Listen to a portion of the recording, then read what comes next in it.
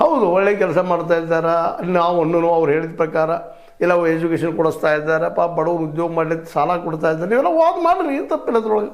ಈಗ ಅಲ್ಲಿ ತೋರಿಸ್ಕೊಳ್ತಾ ಇದ್ದೀರಿ, ತೋರಿಸ್ಕೊಳಗಿದ್ರು ನೀವು ಯಾಕೆ ಇವ್ರ ಮೇಲೆ, ಈ ಸೋಮನಾಥ್ ನಾಯ್ಕ ಅವ್ರ ಮೇಲೆ, ಈ 6 ಜನರ ಮೇಲೆ, ಇನ್ನುಳಿದ ಸಂಘಟನೆಗಳ ಮೇಲೆ ನೀವು ಯಾಕೆ ಹೆಗ್ಗಡೆ ಅವರು ಯಾರೇ ದೇವ್ರು ಅಂತಾರಲ್ಲ, ದೇವರಲ್ಲಿ ಬಿಟ್ಬಿಟ್ರಿ ಅದನ್ನು. ಯಾಕಂದರೆ ಮಂಜುನಾಥ ಸ್ವಾಮಿ ಮೇಲೆ ಇವ್ರು ಯಾರ್ದು ಆರೋಪ ಇಲ್ಲ, ಇದರಲ್ಲಿ ಯಾರೂ ನೆಕ್ಸ್ಲೈಟ್ಸ್ ಇಲ್ಲ, ದೇವ್ರು ನಂಬದಂಥವ್ರು ಯಾರೂ ಇಲ್ಲ, ದೇವರ ವಿರೋಧಿಗಳು ಇದು ಯಾರೂ ಇಲ್ಲ. ಈ 6 ಜನ ಏನು ಆರೋಪ ಮಾಡ್ತದೆ SIT, ಈ 6 ಜನರು ದೈವಭಕ್ತರು.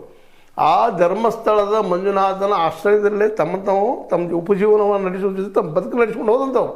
ಅವ್ರಿಗೆ ಅಲ್ಲಿ ಎಲ್ಲದ ಭಕ್ತಿ ಭಯ ಅಂದಾಗ ಇಲ್ಲಿ ಇರೋದು ಯಾರ ಮೇಲೆ ಅದ ಅವ್ರ ಆರೋಪ? ಅವ್ರ ಹೆಗ್ಗಡೆಯವ್ರ ಮೇಲೆ ಅದ. ಶಿಕ್ಷಣ ಕ್ಷೇತ್ರದಲ್ಲಿ ಆಗಿರ್ಬೋದು, ಬಡ್ಡಿ ವ್ಯವಹಾರದಲ್ಲಿ ಆಗಿರ್ಬೋದು, ಭೂಗಳ ಹಗರಣಗಳ ಬಗ್ಗೆ ಆಗಿರ್ಬೋದು, ಅಥವಾ ದಲಿತರ ಭೂಮಿಯನ್ನು ಕಸ್ಕೊಂಡಿದ್ರ ಬಗ್ಗೆ ಆಗಿರ್ಬೋದು. ಒಂದು ಕಡೆ ಆದರೆ ಇನ್ನೊಂದು ಕಡೆ ಹೆಣ್ಮಕ್ಳ ಮೇಲೆ ಅತ್ಯಾಚಾರ ಆಗಿದ್ದಾಗಿರ್ಬೋದು, ಕೊಲೆಗಳಾದ್ರೆ ಆಗಿರ್ಬೋದು, ಇವೆಲ್ಲ ಹೆಗ್ಗಡೆಯವ್ರ ಮೇಲಿದ್ದಾವೆ. ಹೆಗ್ಗಡೆ ಅವ್ರು ಯಾಕೆ ಇವರೆಲ್ಲರೂ ಕೇಸ್ ಹಾಕಬಾರ್ದು? ಹೋಗಲಿ SIT ಅಂತ ತನಿಖೆ ಯಾಕೆ ಮಾಡಬಾರ್ದು? ಇಲ್ಲಿ ದೊಡ್ಡ ಪ್ರಶ್ನೆ. ತನಿಖೆ ಈ ವಿಷಯದಲ್ಲಿ ಹೆಗ್ಗಡೆಯವ್ರ ಮೇಲೆ ಯಾಕೆ ಮಾಡಬಾರ್ದು? ಸ್ವತಃ ಹೆಗ್ಗಡೆಯವ್ರ ಮೇಲೆ ಯಾಕೆ ಡಿಫೆಮೇಷನ್ ಕೇಸ್ ಹಾಕಬಾರ್ದು? ಅವ್ರು ಪ್ರಾಮಾಣಿಕದಲ್ಲಿ ಸಂತ್ರಸ್ತರಾಗ್ತಾರೆ ಪಾಪ ಅವರು. ಹೆಗ್ಗಡೆಯವ್ರಿಗೆ ಅನಗತ್ಯವಾಗಿ ತೊಂದರೆ ಕೊಡೋದು ಅಪರಾಧನ. ಹೌದು, ಹೆಗ್ಗಡೆಯವ್ರು ಸಂತ್ರಸ್ತರು ವಿನಃ ದೇವಸ್ಥಾನ ಅಲ್ಲ. ದೇವಸ್ಥಾನ ತರ್ತಾನೆ ಇಲ್ಲ, ಯಾರೂ ಇಲ್ಲ, ತರ್ತಾ ಇಲ್ಲ. ಯಾಕಂದ್ರೆ ಇಲ್ಲಿ ಯಾರು ನೆಕ್ಸ್ಲೈಟ್ಸ್ ಇಲ್ಲ. ತೋರಿಸ್ರಿ ಒಬ್ರು ಯಾರು ನೆಕ್ಸ್ಲೈಟ್ಸ್ ಹೆಸರಿದ್ರಾಗ. ನಮ್ಮ ತಿಮ್ಮರೆಡ್ಡಿ ಅವ್ರ ನೆಕ್ಸ್ಲೈಟ್ಸ, ಸುಜಾತ ಭಟ್ ಅವ್ರ ನೆಕ್ಸ್ಲೈಟ್ಸ, ಹೋಗ್ರಿ ಮಟ್ಟಣ್ಣವ್ರ ನೆಕ್ಸ್ಲೈಟ್ಸ. ಅವ್ರ ಜೊತೆಗೆ ಇನ್ನುಳಿದವ್ರು ಯಾರು? ನಮ್ಮ ಟಿ ಜಯಂತ್ ಅವ್ರ ನೆಕ್ಸ್ಲೈಟ್ಸ, ಅದೇ ಕಾಲಕ್ಕೆ ವಿಠ್ಠಲ್ ಗೌಡ್ರ ನೆಕ್ಸ್ಲೈಟ್ಸ. ಯಾರು ಈ ನೆಕ್ಸ್ಲೈಟ್ಸು? ಇವ್ರನ್ನ ಯಾರು ಹೆಗ್ಗಡೆಯವ್ರನ್ನ ಆರೋಪ ಮಾಡ್ತಾ ಇದ್ದಾರೆ. ಅಂದಾಗ ಹೆಗ್ಗಡೆಯವ್ರು ಇವತ್ತು ಮಾಡಬೇಕಾದ ಕೆಲಸ ಅಂದರೆ ಇವರೆಲ್ಲರ ಮೇಲೆ ಕೇಸ್ ಹಾಕಬೇಕು. SIT ಇದ್ದಿದ್ದು ಇವರೆಲ್ಲ ಆರೋಪ ಮಾಡ್ತಾ ಇದ್ದಾರೆ ಹೆಗ್ಗಡೆಯವ್ರ ಮೇಲೆ. SIT ಹೆಗ್ಗಡೆಯವ್ರನ್ನ ಕರೆಸಿ ತನಿಖೆ ಮಾಡಬೇಕು. ಅದು ಬಿಟ್ಟು ಇಲ್ಲಿ ಏನಾಗ್ತಾ ಇದೆ ಅಂದರೆ, ಯಾರು ಆರೋಪ ಮಾಡಿದ್ರೆ ಅವ್ರನ್ನ ಇಲ್ಲೇ ತನಿಖೆಗೆ ಒಳಪಡಿಸ್ತಾ ಇದ್ದಾರೆ, ಇಲ್ಲೇ ಹೆಗ್ಗಡೆಯವ್ರು ಹೊರಗಿಡ್ತಾ ಇದ್ದಾರೆ.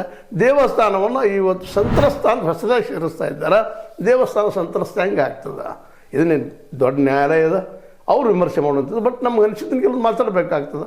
ಆದಷ್ಟೇ ಸಂತ್ರಸ್ತರಲ್ಲಿ ನಿಜವಾಗಿಯೂ ಪ್ರಾಮಾಣಿಕರು ಇದ್ದರೆ ನಮ್ಮ ಹೆಗ್ಗಡೆಯವರು, ಅವರು ಭೂ ಹಗರಣ ಮಾಡಿಲ್ಲ ಅಂದ್ರೆ, ಅದೇ ಕಾಲಕ್ಕೆ ಅವರು ಈ ಬಡ್ಡಿ ವ್ಯವಹಾರವನ್ನು ಮೀಟರ್ ಬಡ್ಡಿಯಾಗಿ ನಡೆಸಿಲ್ಲ ಅಂದ್ರೆ, ಮತ್ತು ಇಲ್ಲಿ ನಡೆದಂಥ ಸಾವು ನೋವುಗಳಿಗೆ ನಾವು ಕಾರಣ ಅಲ್ಲ ಅಂದ್ರೆ, ಇವೆಲ್ಲ ತೊಗೊಂಡು ಯಾಕೆ ಈ 6 ಜನರ ಮೇಲೆ, ಜೊತೆಗೆ ಸರ್ಕಾರದ ಮೇಲೆ, ಜೊತೆಗೆ SIT ಮೇಲೆ ಇವ್ರು ಯಾಕೆ ಕೇಸ್ ಹಾಕಬಾರ್ದು? ಡಿಫೆಮೇಷನ್ ಕೇಸ್ ಯಾಕೆ ಹಾಕಬಾರ್ದು?